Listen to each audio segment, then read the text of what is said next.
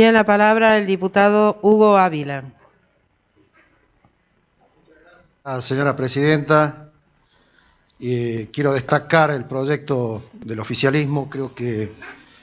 está íntimamente relacionado al sentimiento que hoy tiene el pueblo entero de Catamarca, que entiende que el sistema de salud que le está brindando el Estado no es el mejor, que tiene todo el personal de salud, los profesionales, las enfermeras, los enfermeros, choferes, etcétera, en todos los hospitales de Catamarca. Creo que estamos a la altura de las circunstancias porque se ha generado un profundo angustia, dolor de muchas familias. 14 eran en el día de ayer y nosotros pensábamos que se abría una luz de esperanza cuando nos reuníamos con el gobernador y le planteábamos este tema. Estaba presente usted, señora presidenta, el doctor Ramón Figueroa Castellano, la presidenta, la doctora Marina Andrada, presidenta de otro bloque, el doctor Lobo Vergara, Juana Fernández, Natalia Saceta, Cesarini, bueno, en una reunión que permitía avisorar la esperanza de que iba a haber consensos, de que íbamos a ser escuchados y de que juntos podíamos empezar a diagramar y a planificar una provincia con un destino mejor. Pero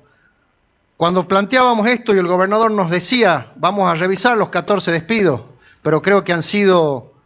telegramas de despido producto de rescisiones contractuales por no cumplir la otra parte con el trabajo, me llamó mucho la atención.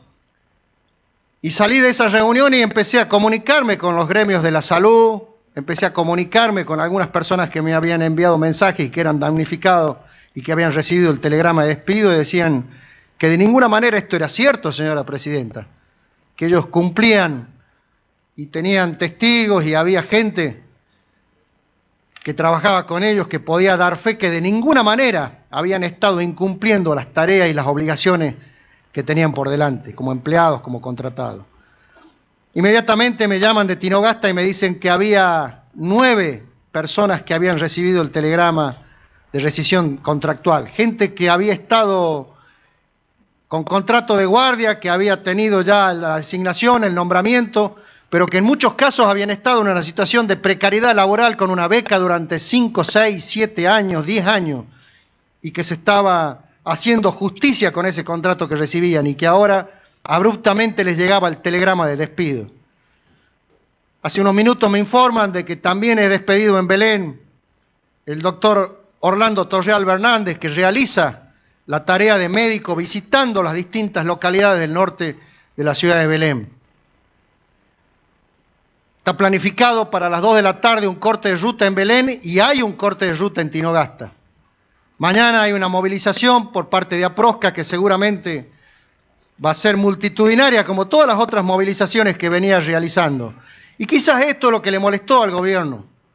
de que la gente salga a la calle a reclamar, como nos permite la democracia y el Estado de Derecho,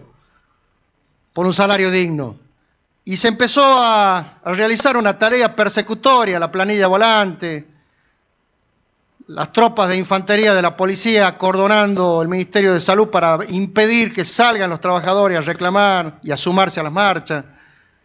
Y después con esto, que es absolutamente inaceptable. Así que yo quiero agradecer a los diputados del oficialismo por estar en estos momentos con la presentación y seguramente con la aprobación por unanimidad de este proyecto de resolución que pide que el gobierno dé marcha atrás con estas injustas medidas, estar defendiendo a los intereses de los trabajadores, que es lo que nos corresponde a todos los que estamos ocupando acá una banca porque somos representantes del pueblo. Hay que repudiar estos hechos, como dice el proyecto presentado entre el bloque de la Unión Cívica Radical, el bloque del PRO y el bloque del Frente Amplio Catamarqueño, porque si dejamos pasar esto seguramente después van a ser otras las medidas de pérdida de derechos quizás a otros sectores que se animen a marchar, a parar y a defender sus derechos legítimamente. Puede ser el sector de la educación, puede ser los trabajadores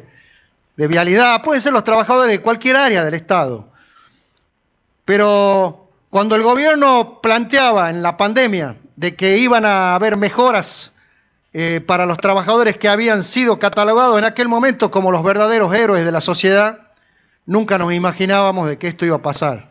No tan solo que no iban a ser reconocidos salarialmente porque vienen buscando una recomposición que es absolutamente justa, sino que por otro lado se los iba a despedir. Y ahora sale la ministra Manuela Ávila a decir